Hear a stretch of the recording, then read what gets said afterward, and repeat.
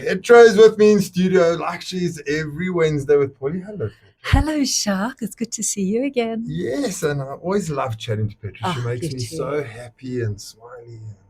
Yeah, it's just It's always so good like to have you. I loved our chat on your show on the Monday Thrive. Was so cool. So thank you for that again. That And there was is some amazing. content coming for that. So keep an eye on Awesome. social media. It will be coming in the next week or so. But this afternoon, I want to talk about something that affects everyone. And you and Paulie have been doing little episodes or whatever you want to call it, series is on this. And it's what affects so many women in the workplace, in the business, and in everyday life. When people say women should support women, what does that actually look like in real life? So we've been having these conversations because it's Women's Month coming up in South Africa. Women's Month is in August, so we've got 2 weeks left. So we're building up towards that. And what I've also been noticing from conversations with friends, noticing what's going on online, and then with my clients as well. So whether it's coaching clients or having conversations with my clients for the talks that we're prepping for August, something that keeps coming up is how women aren't showing up where they're still playing small. And then we've been exploring various reasons why. One of the reasons, which is what we're chatting about today, is women not supporting women as allies, but women pulling other women down, which is why a lot of women are keeping themselves back out of that fear. So it's really addressing, why is this still happening in this day and age where it's all about women empowerment and celebrating each other, and men have come on as our allies. And this isn't to make women wrong at all. It's just there is still something underlying which we need to get to the bottom of, because when women come together, when they start co-creating together, Jacques, it is a powerful and a beautiful thing. So that's really what I'm passionate about, is how do we get more women rallying behind each other, cheering each other on loudly and publicly, and not just being bystanders or actively bringing them down or undermining them. But why do you think some women, and I've seen it, they naturally build each other up? It's Yes. amazing to see, it's awesome. But others struggle to do that. What is it? What I've noticed for myself growing up and people around me is that the more aligned you are as a human being, so male or female, but we're speaking about women specifically, the more you know your self-worth, the more you're comfortable in your own skin, connected with your values, how you want to show up in the world, the easier it is to cheer other women on. When you aren't doing that work and you're coming from a place of lack or a place of insecurity, that's when all of this starts bubbling over. So me seeing another woman that's maybe I feel is competing for the limited space that I have, or that I have an opportunity to step into, I'm rather going to undermine her or look for flaws. The smallest thing that she says wrong or that she does, that's when we start attacking the woman as a whole, versus just being more gracious about that. Look, we're all humans. We're all going to make flaws down the line. So I think that's really one of the biggest contributors. The other one is, of course, systemic, how the system is operated, where so many times there are limited positions available for women in power. So, if we've noticed that in a specific industry, there's maybe limited opportunity, yes, women are naturally going to be feeling like they need to compete for that space. So there's the systemic part, but then there's also the part where either we've grown up not feeling like we can show up because we're going to be criticized and brought down by the woman. And then we play smaller as well because we don't want to offend. We don't want to put ourselves in that position. How much does the workplace, the work culture, family dynamics, or past experiences influence the way women treat one another? So I think before, and things are definitely changing now, which is so exciting, where women didn't always have an example or a role model of a powerful feminine woman. So what we noticed years ago, and that is changing now, but I think for a lot of women, that belief is still there, that if I'm going to be able to step into a position of leadership, I need to be dominant. I need to take on more masculine qualities. I need to compete, go after what I want, which then means that there's no space for what you want and for you to share the platform with me. Thank goodness now, Jacques, so many of the women I work with, powerful, feminine, and not to make, femininity right versus masculinity, but women that are stepping into positions of power that are empathetic, that are gracious in the way they show up, that bring other women up with them. So that is definitely happening, absolutely. But I think there's still so much work that we need to do. And it does start with us, how we choose to show up.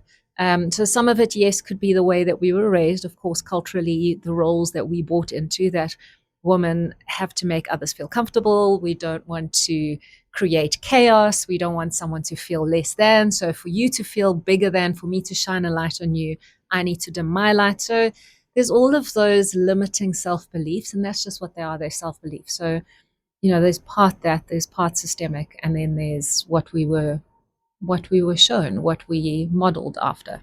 Okay, let's get to the positive side of things. Yes. What are the simple ways women can start encouraging and celebrating other women?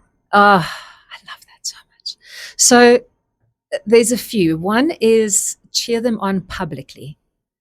I think that makes such a difference, because when other women see other women being cheered on, when they can support someone stepping into their power, it gives permission to everyone else to do the same. So as opposed to just being a bystander and clapping very silently, it's cheer them on loudly, support them, support their businesses. And by loudly, it could be in a room when you're with other humans, men or women, and uplifting them and cheering them on for the incredible work that they're doing, and be specific. So not just, oh, yes, she's great, she's lovely, but what she did here was incredible. Let's celebrate that. So highlighting women in front of others. And that could also be social media, as opposed to we support women celebrities that we don't know and we support their businesses, but supporting women we know or people we know, that's what I've noticed a massive disparity. So start supporting your female friends publicly. Have you seen an example of women coming together that really inspired you? Yes. Tell us. Well, I'll use a personal example. When, a few weeks ago, I had someone that was trolling me, and then, where my female friends came to my defense in the most incredible way. That's when lionesses come together and our claws come out and we defend and we protect each other.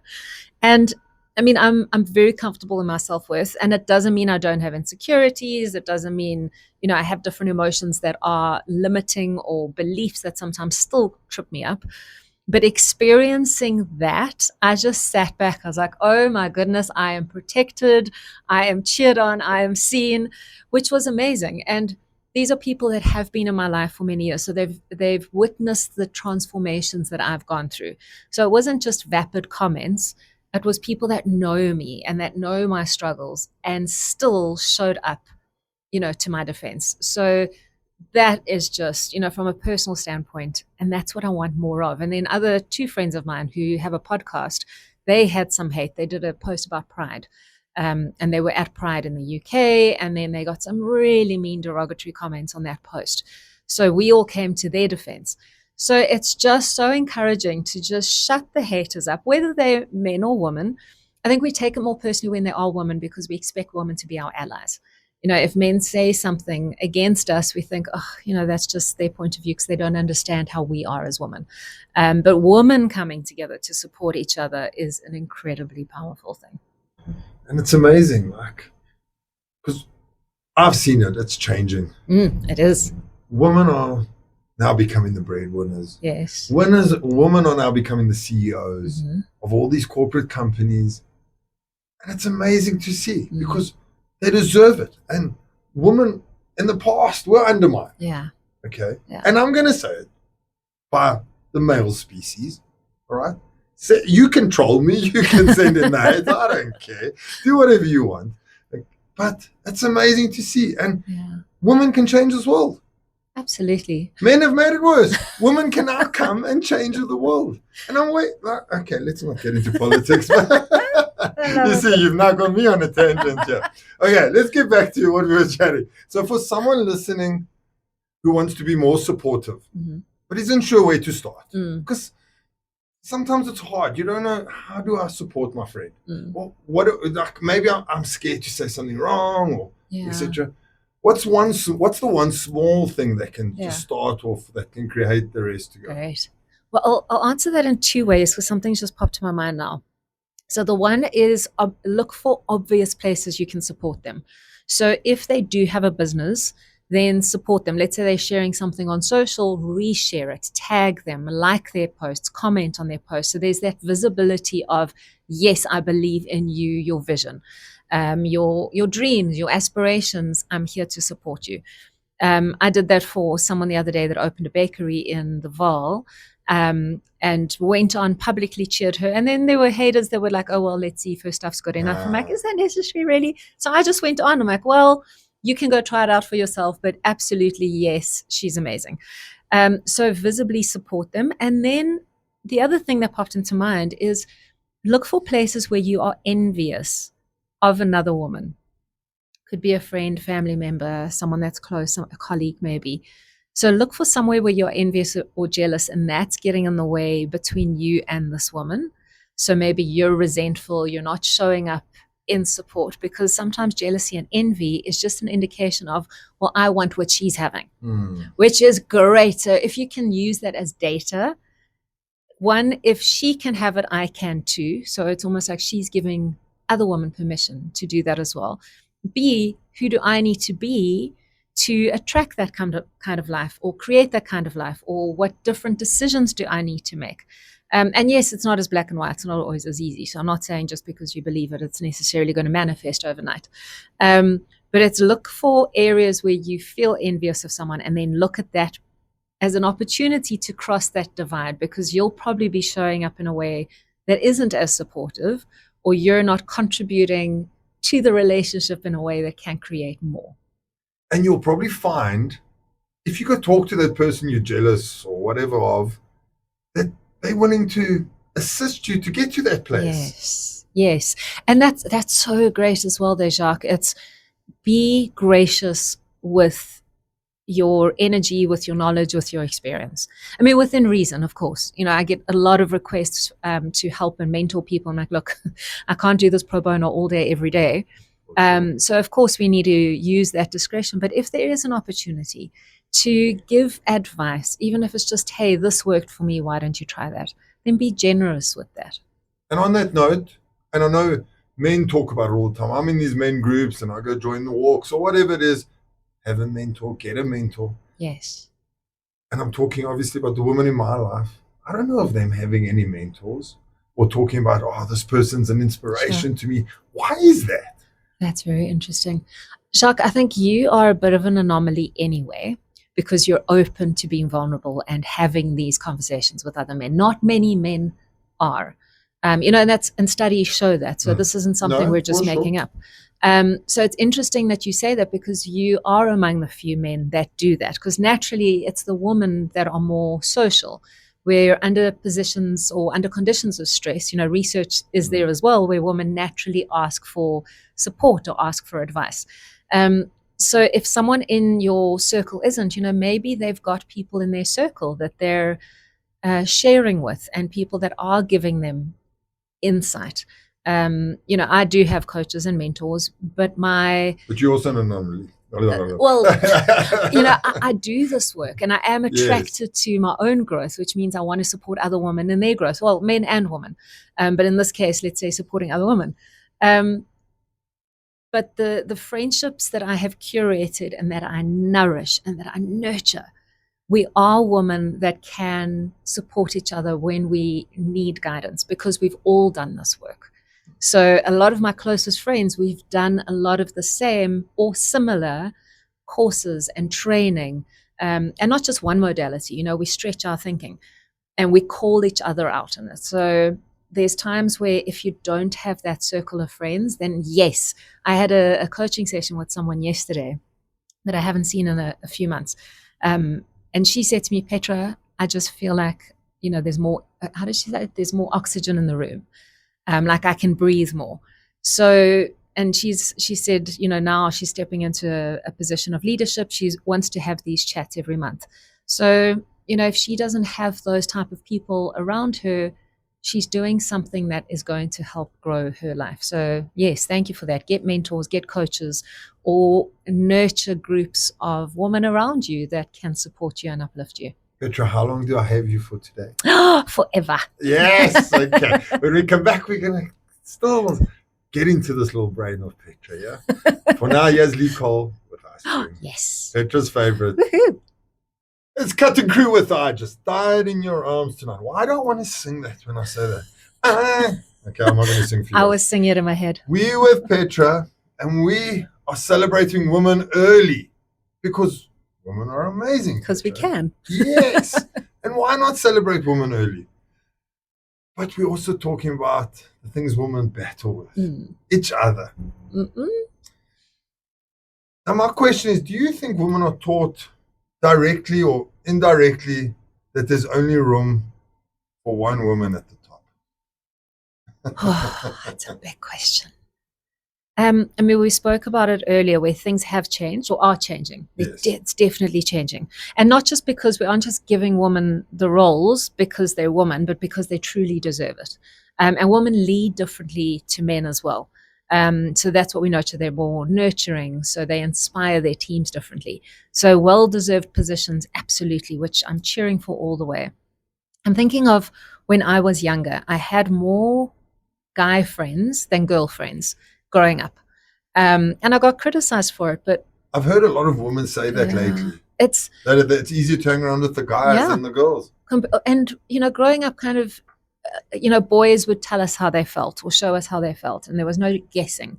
With girls, what happened sometimes is there was the gossiping, the backstabbing, the being nice to you when you were there. And then when you weren't, they would say things about you. Or I still remember the one friendship group, the one girl was like the pack leader. And she could have multiple best friends, but no one else could have any best friends. So it was all that kind of the toxic femininity, if we will. And it took me a long time to start developing great female friendships. I had many male friendships for many, many years, but I noticed for myself, I didn't have many female friendships. So it's something I've had to work on in my adult life a lot and overcome my own perceptions, because by then I'd had perceptions, rightly or wrongly, where I was now looking for proof. The part of your brain, the amygdala, the reticular activating system, which looks for proof of what you believe to keep you safe.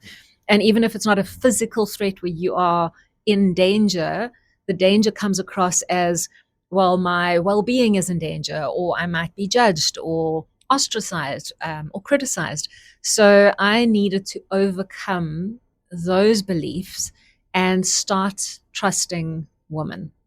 So things, yes, are definitely changing, but for whatever reason, if we're brought up, and it might have just been generational, where there weren't positions for women. So if there was one position open, we'd have to fight for it. So I hear you, but I'm going to play devil's advocate here. Go for it. And I've seen it, and that's where my question is coming from. Mm-hmm. But sometimes I feel we've confused empowerment with competition. Yes. Even on the male side of things. Yeah. But in women empowerment. But I think it's confused with competition. That's so great, because, going into Women's Month, for example, so many times there are events. There's a brunch, or, have tea and scones, and you get a little goodie bag with some soaps or whatever. And we call that women empowerment, where it's just, let's throw some money at a little event so that women feel better about themselves. And that is not what women empowerment is. Definitely not. And I think maybe that's part of it, is that the terms that are being used in corporate space aren't actually showing what woman empowerment is supposed to be at its essence. It's uplifting other women. And that's really at the core what it is. So I think part of it is maybe marketing that has been misled, and we're using terms, we're clumping these words together and saying, well, this is what woman empowerment actually is. It's not putting in the active work to support and uplift each other. It's just, we'll just pretend. It's more superficial and vapid. So maybe that is part of it. I've gone off on a tangent now, and I'm thinking of what your actual question was about. What was it? Empowerment versus competition. Versus competition, thank you. So yes, the competition there is, we'll pretend that we're supporting each other. So I'll maybe say that I do, but I'm never actually going to follow through on any action that is going to empower or support or uplift you. So I think that's maybe the difference, is we might say it in front of others, or we'll nod in agreement, but we aren't actually going to do anything to step outside and actually support someone else. So the WhatsApp lines are open, and we haven't asked people sending questions. We haven't. But we got a question here from Eugene. Okay. So Eugene is my favorite listener. He's not my favorite listener. And the reason Eugene supports New Zealand in the rugby. Okay. He's a South African New Zealand supporter. So we Eugene, try we to can love chat. him. I know. We try to love him, but we don't love him. But he says women's soccer, the only time you get 10 women to wear the same outfit. Oh my goodness. That is a mic drop, Eugene. Right there. When I read it, I thought I had to keep my laugh, and I had to read. I mean, there's some truth right there. Yes, and also, we still aren't supporting the female soccer players. That's also the truth. I mean, I haven't actually been following the football. I haven't really been watching it. But isn't that the truth? That even when we are wearing the same uniforms, we still aren't supporting each other. Exactly. The Let's support. What's it? Banyana. Banyana. I see Lesedi's just walking. Is it Banyana? Yes. Okay, your mic's off, Lesedi. Sorry. There, it's on. It's definitely Banyana. Thank you, Lesedi. The news lady would always know that. So it's Women's Month. Women's Month coming up in August. Where can people find you? How can they book you? How can they book you for Women's Day events? Tell us. It's one of my favorite months of the year. I mean, it's my birthday as well, which is a good excuse to bring all the people that I love together, and they have to be there. So it's a good excuse. But it's really about what can we do to empower women and really get us all to co-create our lives together. There's no need for the competition. We can say there's healthy competition, et cetera, but deep down we know that that's not what people mean. So thank you, Jacques. So petralaranjo.com, that's LARANJO.com. And then my social media, it's all Petra Laranjo. So YouTube channel where our conversation will be up as well. Tonight at 8 p.m. is also Petra Laranjo. And if any of you are stuck to find Petra, reach out to myself on social media. Reach out to 919. We'll connect you. She's a friend of the show, and we love her too. But thank you for coming through. Oh, Jacques, thank you. Thank you for having me. Thanks to everyone listening. Thank you for not coming in poorly so I can spend some time with Petra. It was amazing. You're a star. Thank you, Jacques. Thank you. See you soon. Such a treat. Awesome.